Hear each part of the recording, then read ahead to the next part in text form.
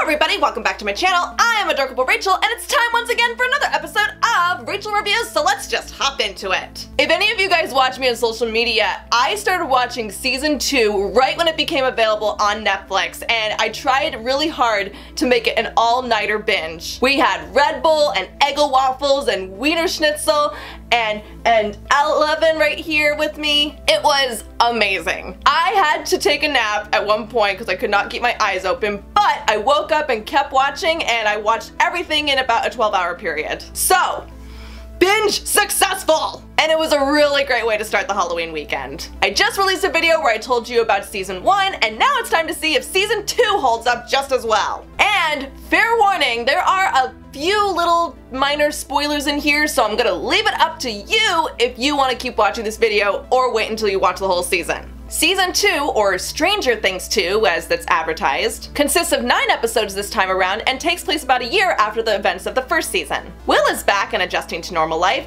but he keeps on having episodes where he jumps back and forth to the Upside Down. And apparently his friends and family and even people at the lab are completely aware of this, thinking he has PTSD, and are trying to help him get better. We didn't see any scenes where they found out about this. It was kind of skipped over, I guess.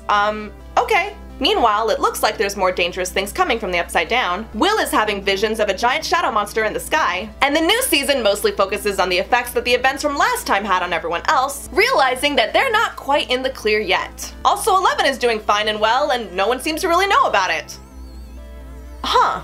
Something that a lot of fans have noticed leading up to the release of this new season is that it seems to be playing itself out like it's a sequel. The title card even says, Stranger Things 2. Like the first season was this big long movie that had obstacles to overcome and a resolution, and then the second time around we visit the same characters and the same phenomenons, and we have more obstacles to overcome, and also they stretch the ideas out a little bit further. Which, yeah, that's exactly what happens in this season. So I guess it kind of is a sequel. And luckily we have all the same actors that played the same characters from last time, and we also have some new characters too. A new addition to the group is a girl named Maxine, or Max as they like to call her. She's the new girl in town with a bit of an outcast vibe, and she'll fit right in with these boys. Just like all the other child actors, Sadie Sink just gives a great performance as this character. Maybe a little bit of a token chick kind of vibe, but she's cool, she blends right in. And with her being added to the group, some of the boys start to develop some crushes on her. But that also demonstrates how they're growing up from being little boys to being young adults. There's also a scientist played by Reiser that works really closely with Will, and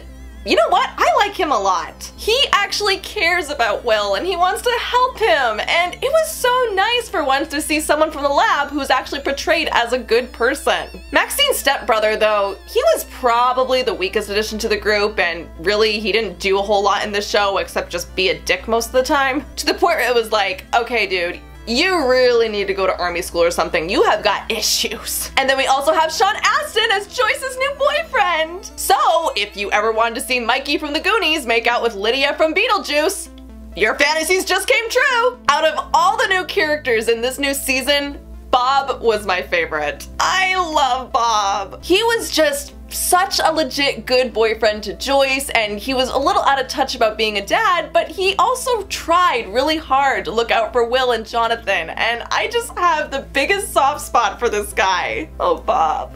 I'm not gonna cry. What I also really like about this new season is that Noah Schnapp, who plays Will, plays a much bigger role. I mean, I think we kind of saw that coming, but still, it was nice to finally see him more on screen. He is a very active character this time around. He goes from experiencing what is believed to be post-traumatic stress disorder to actually being taken over completely by the shadow monster. So, it's actually really interesting because throughout a lot of this season, we're frequently guessing if we're talking to Will or are we talking to the monster? Also, oh my god, why does everything happen to Will? He went through enough in season 1. Why this poor kid? By the way, did you also know that Noah Schnapp played Charlie Brown in the new Peanuts movie? That might explain a lot. And also, as expected, there's a lot of 80s throwback in this season, especially in the first couple of episodes, probably to the point where it was a little bit overkill, but I admit, I actually really liked seeing the kids play Dragon's Lair and also dressing up as the Ghostbusters. It was just so cool. It's so funny though, and actually kind of cute because this show is trying so hard to be an 80s product so bad, like the kid that's trying so hard to live up to its father's legacy from 40 years prior. Guys, you're not gonna be an 80s product. Stop trying to make that happen. It's not going to happen. And once again, we also see a lot of elements borrowed from 70s and 80s films like Alien and Evil Dead and The Exorcist and even Alf. Alf! They reference Alf! Darkness, Alf. But also, just like any other sequel, there's always gonna be pressure to live up to the justice of the last one, and yeah, you can definitely feel a lot of the pressure in this season. I think the behind the scenes team kind of realized that they really caught lightning in a bottle with so much of the memorable imagery from the first season, so I think they tried to kind of recreate that kind of stuff for this season too. Like, did anyone notice that the drawings of the pathway in the living room kind of remind you of the lights from the first season? And didn't naming the Mind Flayer monster also remind you of how they named the Demogorgon? And didn't it seem like Muse is kind of the new Barb? Hashtag justice for Muse! Speaking of which, you know Dustin's little pet? Didn't it seem like a little bit of a coincidence that someone from this group found it? I mean, I know their town is small, but there's gotta be at least a couple hundred people. Surely it would have found its way to somebody else's house. I mean, I don't know. That tends to happen a lot in sequels too. Maybe that was kind of the point. If it were me, I personally think that Max actually should have found that monster, because then that actually would have given a more stronger excuse for her to connect with the group. Okay, we're obviously going a little bit into negative territory here, and just be assured, I really did like this season. I did, and I could be really petty about other things, but I'm not going to because this video can only be so long. But I do actually want to discuss one more issue, and that's the issue of 11. Yeah! Anyone notice that I barely mentioned her up until now? Well, hunker down kids, because we're about to go deep into the rabbit hole. 11 is apparently over on the other side of the tracks in a bunker somewhere. Uh-huh. I will admit that the father-daughter relationship that she develops with Harbour is actually pretty interesting and compelling and super unexpected. I didn't see that coming. But also, she doesn't really interact with the boys at all in this season until the very end, and I think we can all agree that in the first one, that was one of the best parts. Now, I actually think I would have been fine with this if she was missing for most of the second season, you know, just kind of like building it up, making us wonder when she's gonna finally show up again, but she doesn't really do anything that much except for just sit there and sponge her emotions. But then it feels like her arc just bursts the hell out of nowhere because she abruptly decides to go looking for more answers about herself, and that also leads her to meeting another girl who was an experiment in the labs. Okay, so this girl Callie, she was actually introduced in the very first scene of the very first episode of the second season, right? So I thought that meant that this was gonna make her a big player in the second season. But she's not revisited until like episode 7 or just something much later, and it's not until 11 finds her and goes on her mission, and this all takes place in one episode.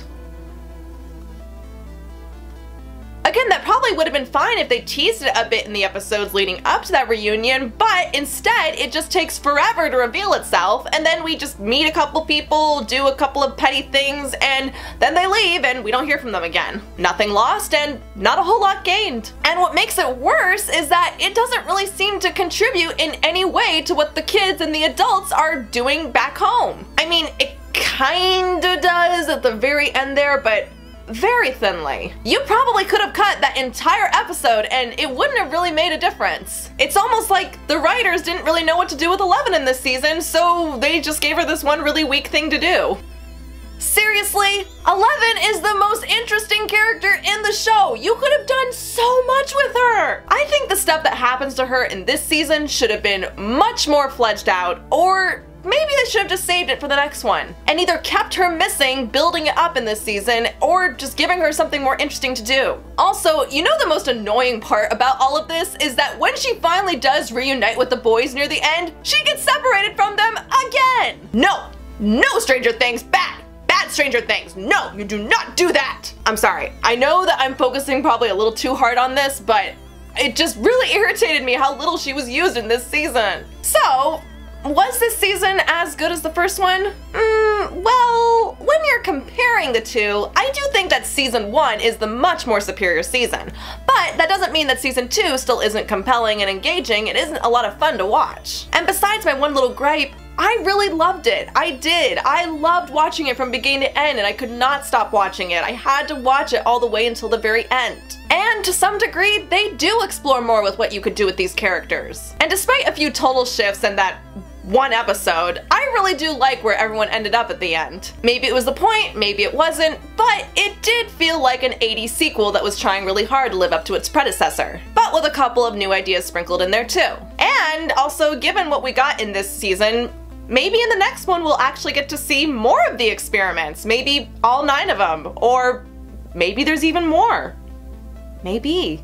So those are my thoughts on Stranger Things 2, or Stranger Things Season 2, whatever you want to call it, but now I want to know, did you guys get a chance to watch it? And if so, what did you think? Do you like the changes? Were the 80s throwbacks too much for you? Were you okay with the fact that 11 went off and found Callie, or did that annoy you too? Do you have any hopes for where Season 3 might go? Well, go ahead and leave your comments below, be sure to like and share, and if you're new and like what you saw here, then don't forget to hit that subscribe button, and also be sure to hit the little bell button down there to get notified when new stuff comes out, because I make new videos every week! Bye, Adorkable Buddies, I'll see you soon!